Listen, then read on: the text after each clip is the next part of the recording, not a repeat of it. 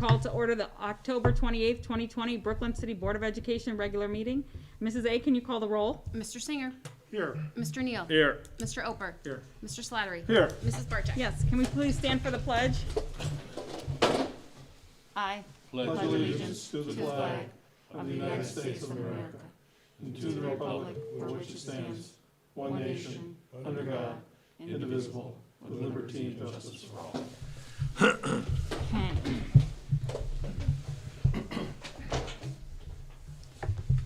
Resolved that the minutes of the October 20th, 2020 Board of Education meeting be adopted, and all action taken by the Board of Education at said meeting is hereby reaffirmed and approved. Can I have a motion, please? So moved. Can I have a second? Second. Questions, comments? Mrs. A, can you call the roll? Mr. Singer. Yes. Mr. Neal. Yes. Mr. Oper. Yes. Mr. Slattery. Yes. Mrs. Barcheck. Yes. Resolved that the Brooklyn City School District Board of Education hereby approves the second reading and adoption of the following board policies, as noted. Can I have a motion, please? So moved. Can I have a second? Second. Questions, comments? Mrs. A, can you call the roll? Mr. Singer. Yes. Mr. Neal. Yes. Mr. Oper. Yes. Mr. Slattery. Yes. Mrs. Barcheck. Yes. Resolved that the Brooklyn City School District Board of Education hereby approves the following persons for the 2020-2021 supplemental coaching assignment with the provision that such individuals comply with all Ohio High School Athletic Association rules and regulations and State Department of Education regulations pertinent to proper certification and/or first aid training and fulfills the requirements of the job description attached to their supplemental contracts. In the event an athlete season is suspended or canceled, students do not participate in co-curricular, extracurricular, pupil activity programs, and/or 3, individuals are not specifically assigned to in writing by the superintendent to perform supplemental duties under RC 3313.53, RC 3319.08A, and applicable laws during the 2020-2021 school year. The Brooklyn City School District Board of Education Board may suspend any and all such supplemental contracts and directs the treasurer to not make any payments whatsoever to any individual in connection with such supplemental contracts as noted. Can I have a motion, please? So moved. Second. Questions, comments? It's nice to see that, I think, more than a handful of these are alumni. They are. I think I had a few of them in class. Oh, that's excellent. Anyone else? Mrs. A, can you call the roll? Mr. Singer. Yes. Mr. Neal. Yes. Mr. Oper. Yes. Mr. Slattery. Yes. Mrs. Barcheck. Yes. And now we will be turning it over to Dr. Caleres for a superintendent report. Good evening, Mrs. Barcheck, Board of Education. I have a few comments this evening. Start off with some positives. Just want to congratulate the girls soccer team for our sectional championship. They defeated Loudonville last week in a double overtime match. So congratulations to our girls.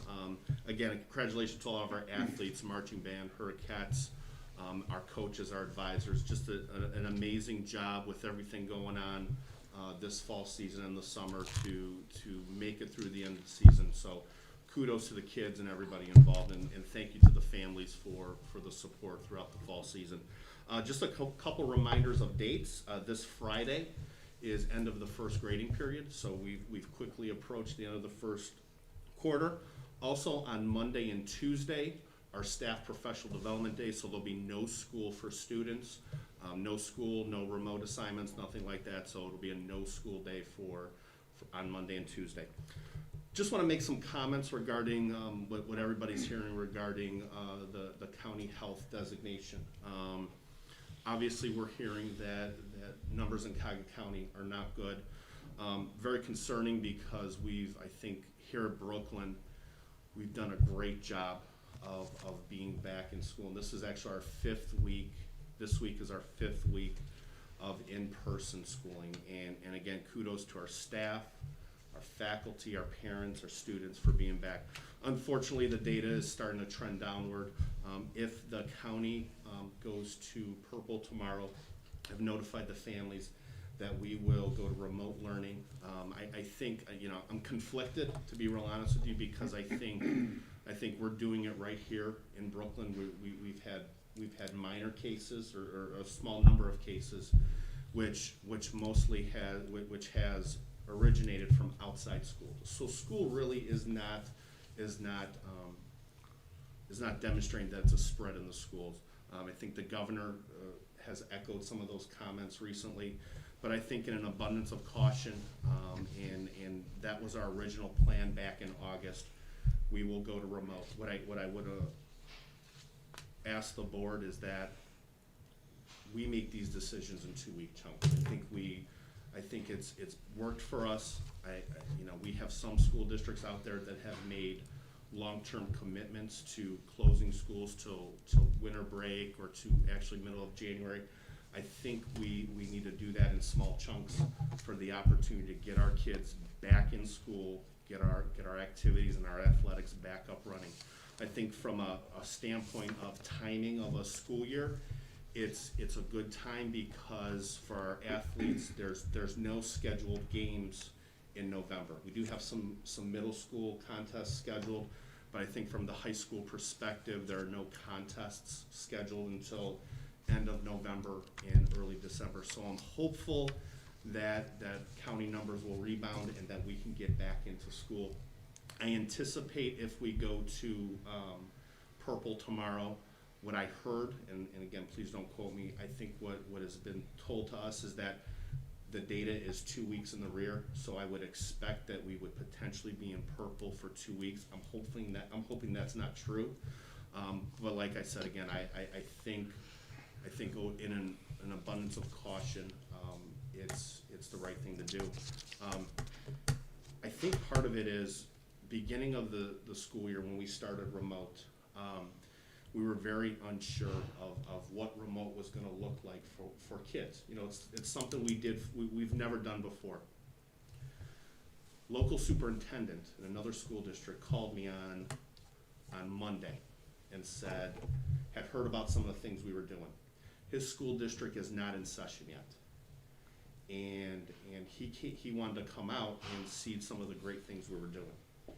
And I was able to take him around to 4 or 5 classrooms and just show him the amazing thing our staff, our teachers are doing with kids. I'll give you an example. We have a staff member who was at home on sick leave, and instead of getting a substitute teacher, taking the day off, this teacher taught from home, zoomed in to our in-person kids, and we had a substitute teacher working with our kids in person. A year ago, that would have been unheard of, I think, in education. And so it's just a testament to, and that's one story of many of the great things that our teachers are doing. I think when we go back into remote, I'm hoping we don't have to, but I think that we can make it work. It's not optimal. We want our kids in front of us, but I think that our teachers are doing it right. And so I'm hopefully it's very short-lived, and hopefully we can get back to in-person learning sooner than later. So I don't know if you had any questions. I have one.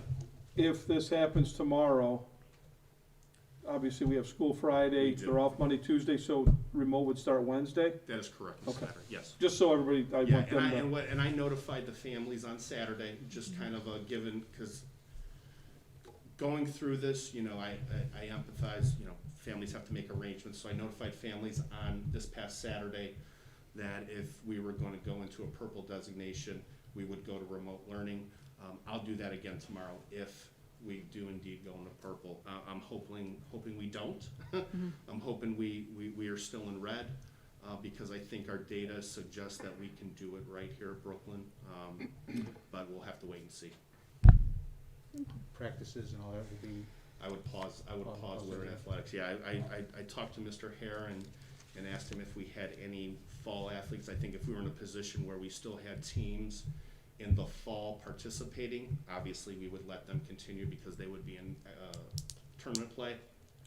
But from a standpoint of athletics, I would say for now that we pause athletics, and then if it goes longer, I think we should have a conversation about what that looks like. The problem I think here is everybody is probably in the same boat, so I don't know that right now there's nobody to play against. Right now there's no sports scheduled, no contests.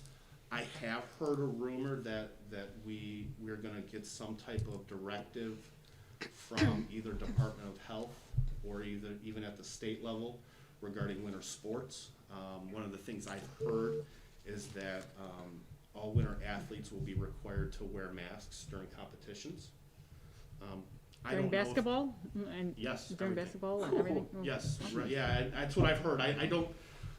I anticipate something coming down from the state level, either Department of Health or the governor's office, but I don't, again, that's all rumor right now.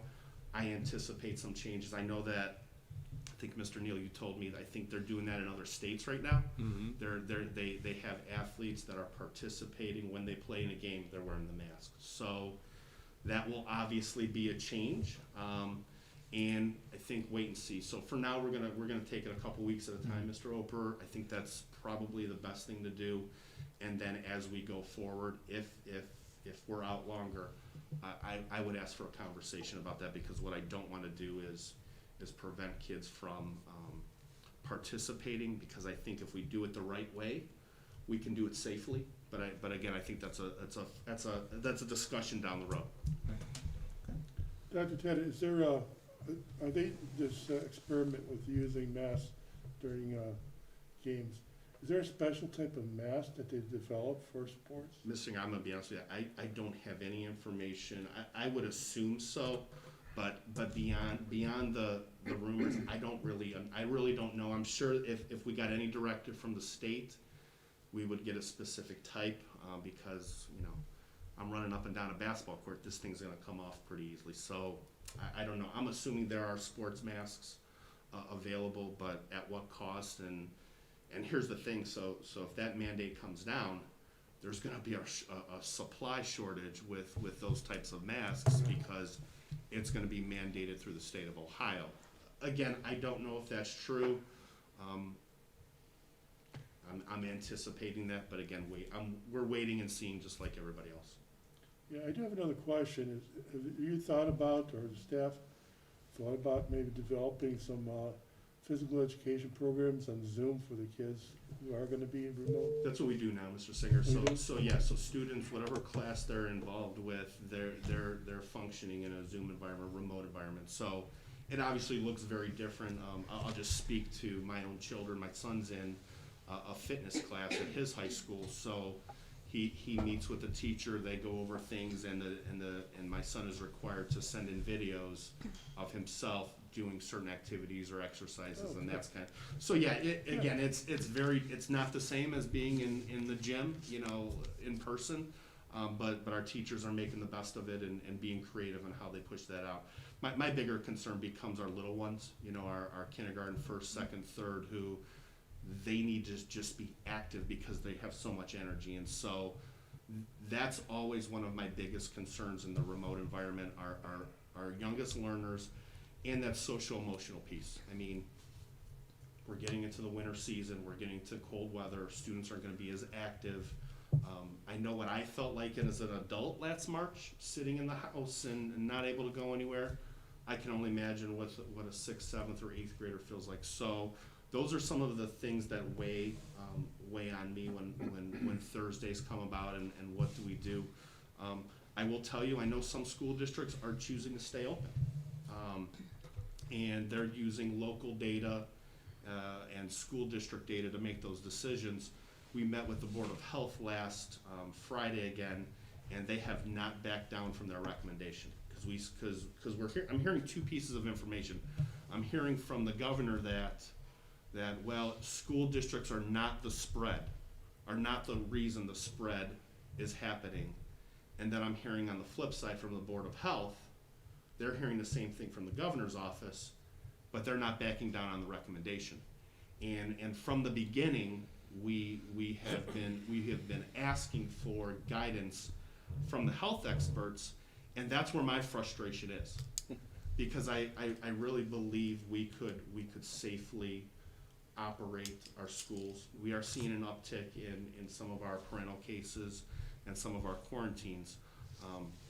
But I think for now, going remote in the short term is the best move. It's the safest move, and then evaluating in 2-3 week chunks. Thank you. Thank you. And that is all, not just sports, that's all activities. All activities. Now, what I would, activities. that's all right. So I would encourage our coaches and our advisors to engage their kids virtually. I mean, so I know, for example, my son had a meeting with his coach today via Google Meet. And so I encourage our coaches to continue doing that. I encourage our advisors to continue doing that. But for right now, all virtual. Yes, but it's not just sports that are being It is affected. all activities, correct? All Mrs. Barton? activities. That's correct, yep. Okay. And that's assuming we go remote. If we go purple. Correct. If- Okay. Anyone else have any questions? Okay. That's it, thank you very much. Thank you so much. Okay. Now on to our treasurer's report, Miss A. Thank you. Switch.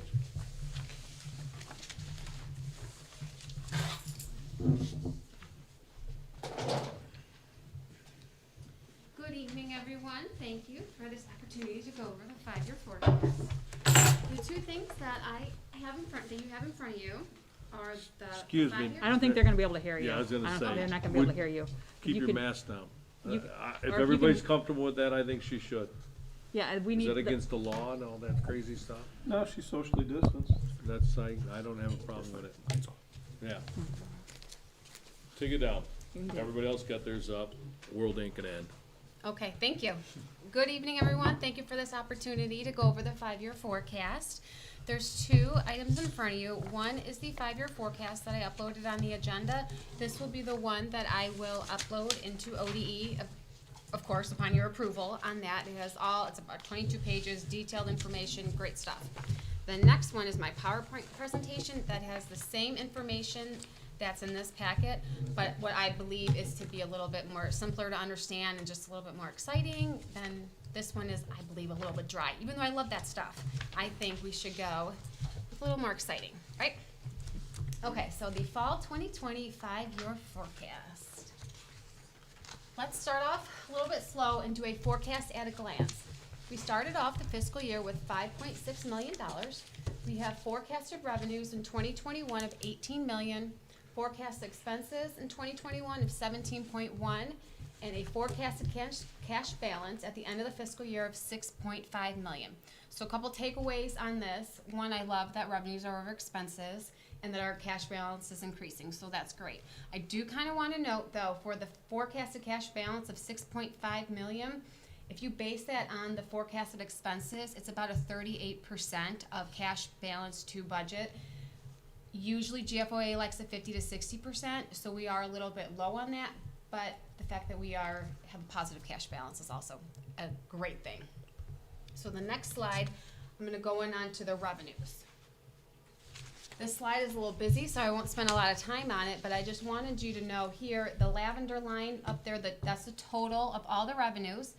18 to 20 are our historical, and then 2021 to 2025 are our forecasted.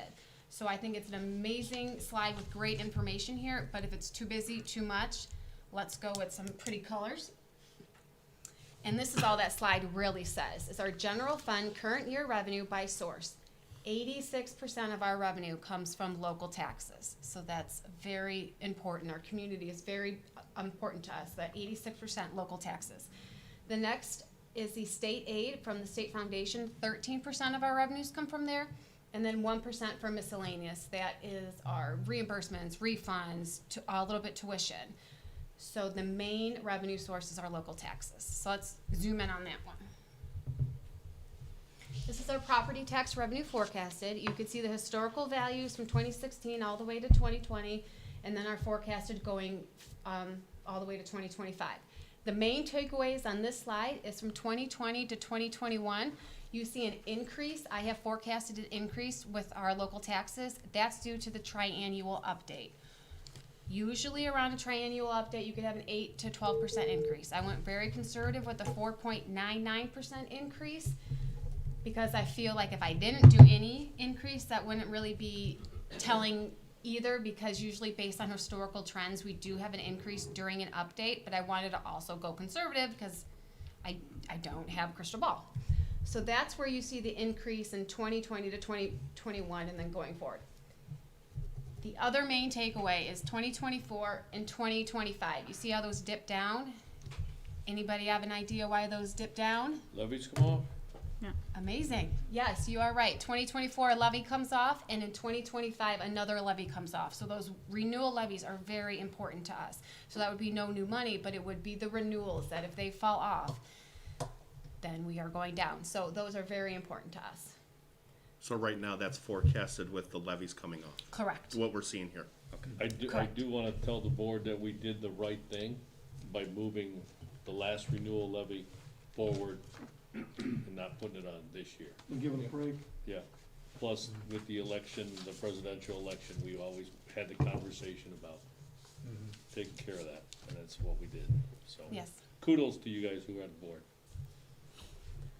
Thank you. So this is the property tax revenue forecast going further. I do want to say, if anybody's nervous that I did put a 4.99% increase for the triannual update, I have a secret slide at the end showing if we didn't get any. I don't think that would be the correct forecast to show you because past historical trends we get an increase, but I also want you to know in the back of my head, I'm aware that that could happen. The next slide would be the state aid forecasted. That's the 13% of our revenue that we get from the state of Ohio, that we get from the foundation. We have unrestricted and restricted. The restricted's in the red, that's money coming in, but it's already restricted for economic disadvantage, career tech, catastrophic cost. Then we have the unrestricted, that's the green here. That comes for the per pupil funding, the wellness, the casino money. That's also based on the House Bill 305, called Patterson, that's still going on. So we are talking about forecasted revenues here. As you can see in 18 and 19, a little dip due to enrollment, but from 2020 to in 2021, see how that dips down about $200,000? That's due to the state cutting our foundation, the $214,000. So you see a dip in those 2 years. I have forecasted in 2022 and beyond to get that back. As of today, as of right now, there's no indication that that $200,000 is still going to be taken away. So I have it forecasted back in there. But, of course, if that changes, I will let everybody know and update my forecast. On my super secret slide at the end, if we don't get that money, I have that in the back of my head that what's going to happen, I'll show you that. But as of today, we don't have any indication that's still going to be taken away. So I felt that I will put it back in there, but then communicate that to you guys. The next thing that I want to focus on in here is wellness money. This is state foundation money for the general fund that we get. Our wellness money that we receive goes into Fund 467. That is not obviously the general fund, that's a different fund. So why is that important to this when forecast is just the general fund? It's because we got about $200,000 last year and $400,000 this year to wellness money that goes to Fund 467. But what did that allow us to do? Take $400,000 of our expenses and pay out of the wellness fund. So that's gonna go to the expense side, that if that wellness money goes away, that $400,000 will jump back into the general fund that we'll have to pay. And that, I believe, was for the counselor, psychiatrist, and intervention specialist. So that's the key point. It's not gonna do a thing with our revenues, but it will affect our expenses, which should lead me into my forecast expenses. The same thing, you got the lavender line with all the total expenses from historical to forecasted. Great information, but I think it might be a little bit too busy for you, or too busy for me. So the general fund current year expense by object, 71% of our expenses are payroll and benefits. 23% of our expenses are due to purchase services, and then the 6% is miscellaneous. That's our material, supplies, capital outlay, cost of doing business. So the 71% payroll and benefits, those are our main expenses. Let's dig into that one. The first one would be salaries. Now this is where that wellness money, $400,000, came out of here and into the other funds. So if we don't get that wellness money, then that's gonna be jumped back in here. So as of today, I don't have any anticipation with that money going away, but it is newer money. So I want you to know in the back of my head, I am aware if that money does go away, that this will increase. But from the information I have today, I don't have any information that's gonna go away. So with that being said, the salaries are going up due to the union agreements and the contracts they already have in place. The Teamsters are good to 2022 and the BEA is good to 2023. After that, I just have the regular steps going in, but no base increase. So these are the expenses going forward for these salaries. So Mrs. A, that would, and any new agreements after those years, if there's a base increase, that would adjust those future years. Correct, yes, thank Okay. you. Benefits, can't have salaries without benefits, right? So if salaries go up, benefits are going up.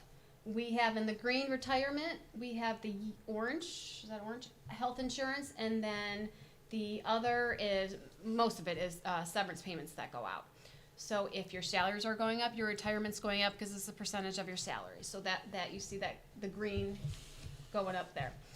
The health insurance benefits, I have that as an increase. We joined the Suburban Health Consortium, I believe, in 2017. This year, we did not have any health premium increases, which is amazing. It's normally around 2 to 4%. Industry standard is 8%. So I built in a kind of staggered 2% increase, then a 6%, and then an 8% and 8% increase because I don't know, so I built in those projections going forward. And then I pretty much have a placeholder in for the other benefits, the Social Security or the Medicare or mainly the severance. That's pretty much what that last line is. This slide would be the non-personnel expenditures. This is all your purchase services that we have, your materials, your supplies, your capital outlay, items running the school.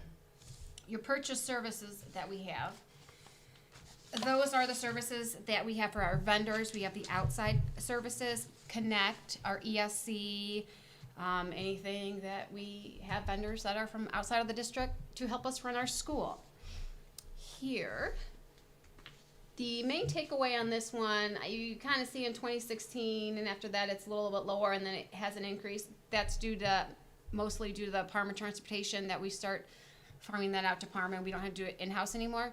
But besides that, we just have a standard 2% increase on there for the cost of doing business. Of course, I'll analyze this more the more that I'm in the district and seeing where we could cut costs or save money. But right now, there's a 2% increase for the cost of doing business.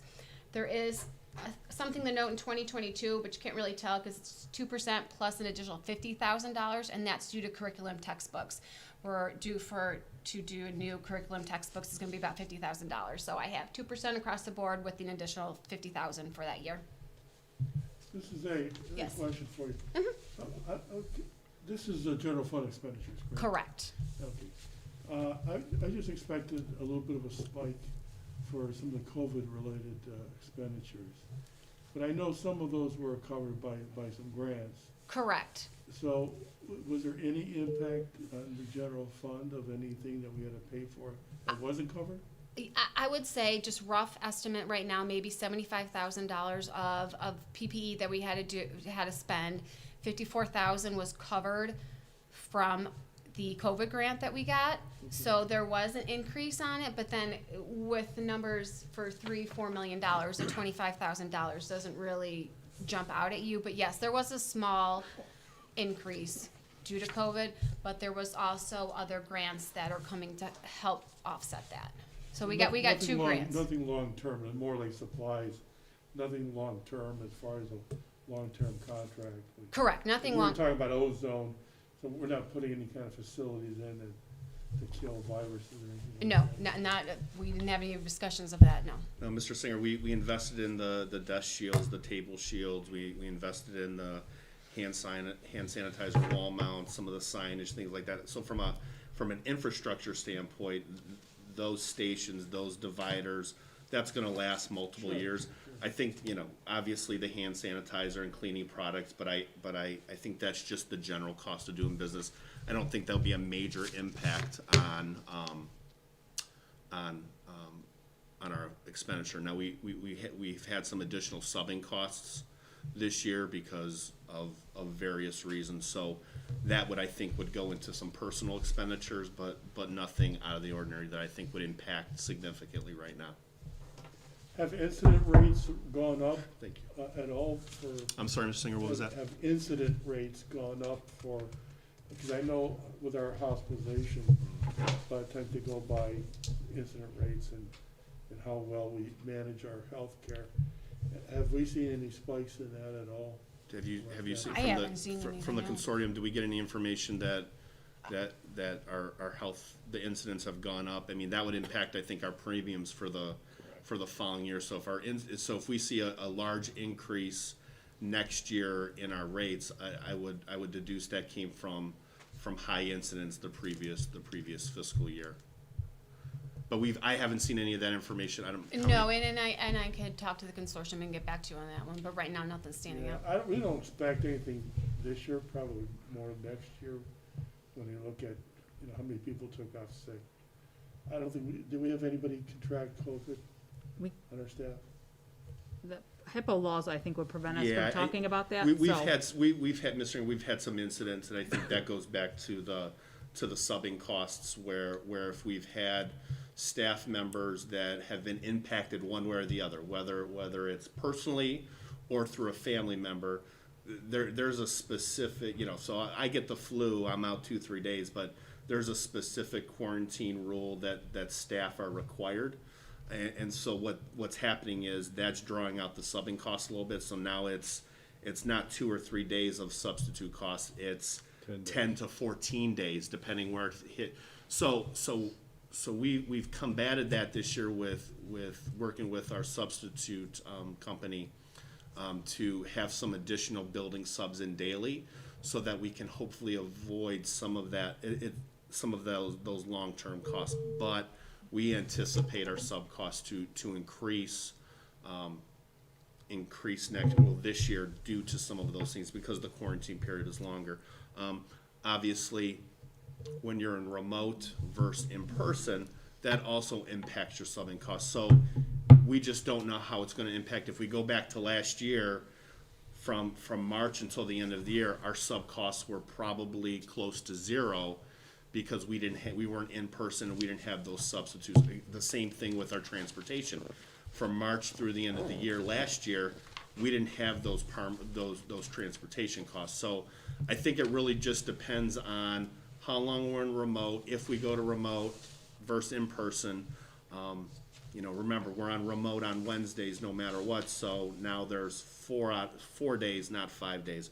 I think we're gonna get a good picture come later in the spring to really see what our sub costs are. My last question goes against the personal expenditure here, and that's on busing. Hopefully you can hear me. So Parma is gone all virtual, Yes, and so they're not busing kids, obviously. that is correct. So will that have any kind of impact? Our contract goes year to year, doesn't it? It does, and I think I've mentioned a couple of my weekly updates. We're really taking a hard look at what our transportation looks like for next year. I think there's a lot of factors going on. We're taking a hard look at the transportation.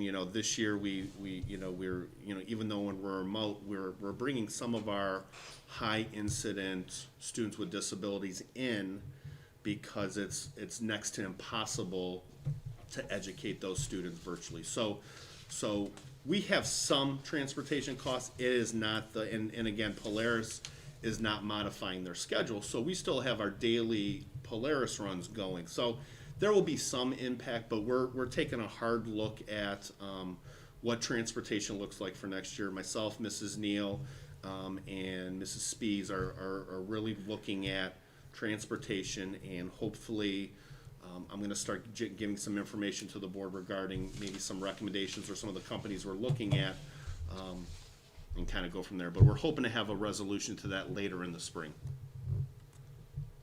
Thank you. Thank you, and I'll make a quick note, for some of the subs that we have for teachers that are out, or anybody out due to COVID, we do get a portion reimbursed from the state, so that will help offset some of the costs. The simplified financial statement, this hopefully sums it up. This PowerPoint right here is the same thing as the last page you have for the forecast, except what I hope to believe is a simplified version. So if we start at the beginning, you have our beginning cash balance forecasted from 21 through 2025. We have the revenues increasing, except when it goes to 24 and 25 due to the renewals coming off. So if we could just forget about the renewal levies for 1 second, you could see down where the yellow is highlighted, where we have revenues. We have our revenues over expenses, which is great until it hits to 24 and 25. and then we're deficit spending. But if you go back up to where those renewals are, if they get renewed, you're looking at those two lines right there where we are not deficit spending until 2024 and 2025, but definitely not as much as we were if those renewals did not pass. So I will go back to this slide, but I want to show you my secret slide.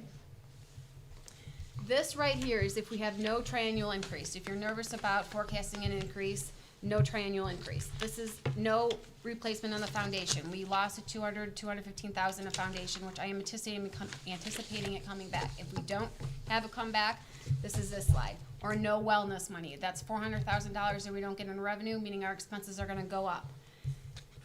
This is what the forecast would look like. If you look at the renewals, if they don't pass, you're looking at that bottom line there, and you can see our deficit spending and where we're gonna be at forecasted to 2025. If you put the renewals in, we are still deficit spending and our fund balance is going down. So I don't feel comfortable showing you this forecast because I don't think that it's a good representation if you look at historical values that we have, but I want you to know in the back of my head, these are things that I am aware of. So I will go back to this one. And this is where I usually have my questions with a bunch of question marks, but I think it's important to have these numbers up in case you guys have any questions for me. Anyone? So, I'm just throwing this out there. Are we better off, somewhere we're gonna need new money down the road, is what you, 24, 25, somewhere down the road. And I believe this board has made everybody aware of that. There's a good chance that we might need some more new money down the road, correct? If I'm not mistaken.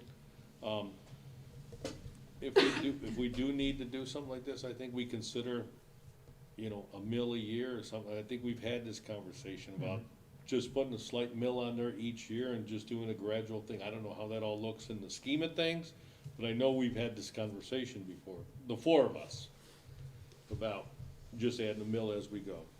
Instead of ripping into it, 5 mil, 6 mil, whatever. I'm just throwing it out there.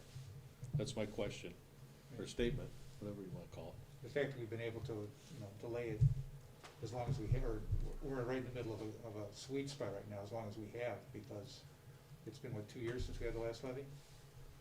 Correct, so, yes. And we got another 4, 5 years. I can't think of 6 years ever that we haven't, not had a levy. Right.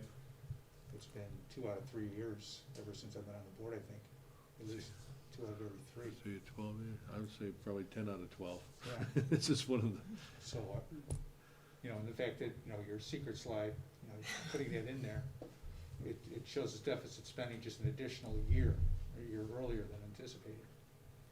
And it's like you said, if, the bottom drops out, you don't get anything. Right. So, I think we're in a good spot at this point in time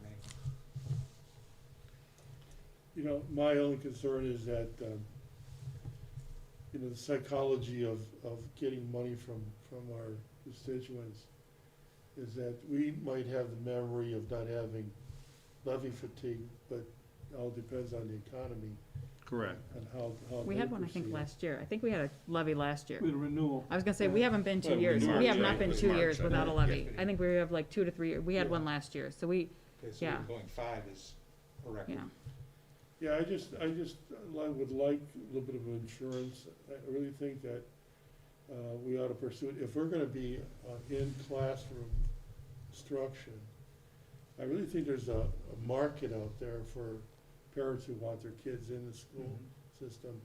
I think we really need to maybe set up an ad hoc committee or something to do a study about where can we fill in the empty spaces for tuition students without increasing, the expenditures by having to hire additional staff.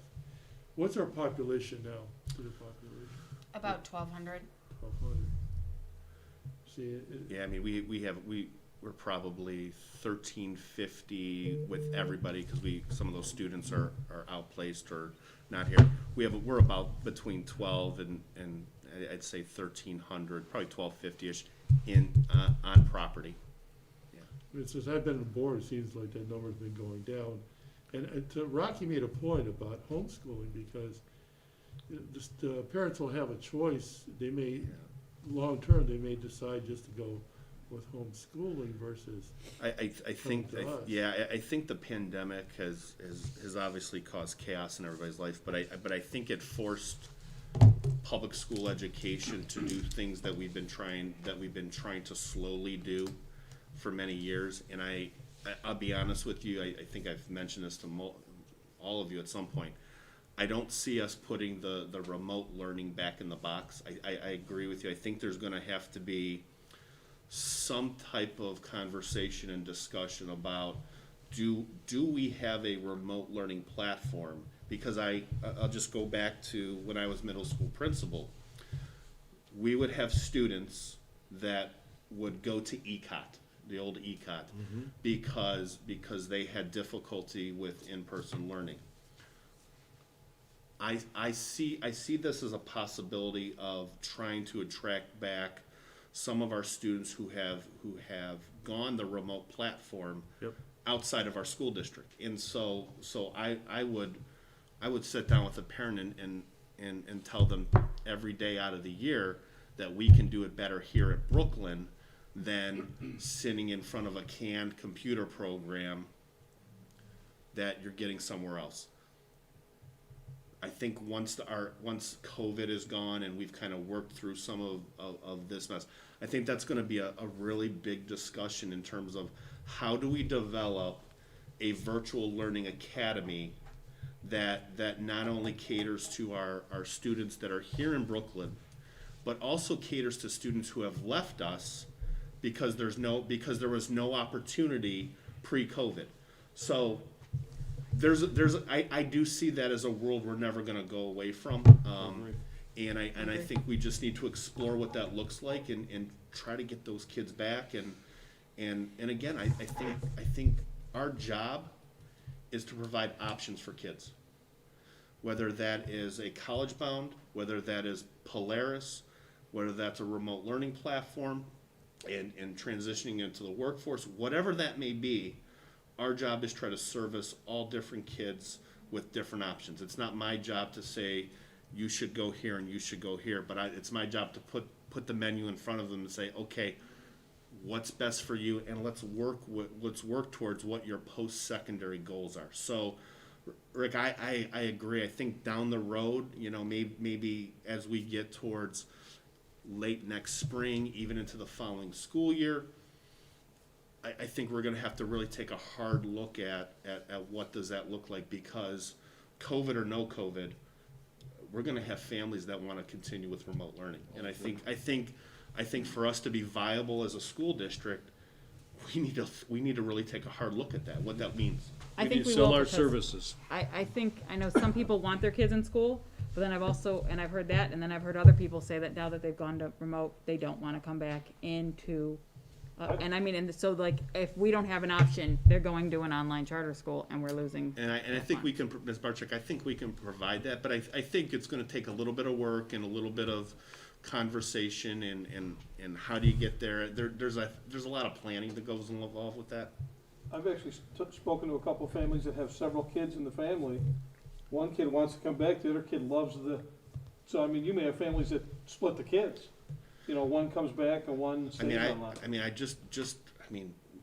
I've had conversations. We have students that, and this is this district and my other school district from last year, that struggled with in-person learning, and when we flipped to a remote model, they were doing pretty well. And a lot of that is building that confidence, building that success, because that's what we need to do. So, COVID or no COVID, I think we really need to take a hard look at what our virtual platform is for kids and make it marketable for our kids and other kids outside the district to see if they would want to come to us. And that can look lots of different ways too.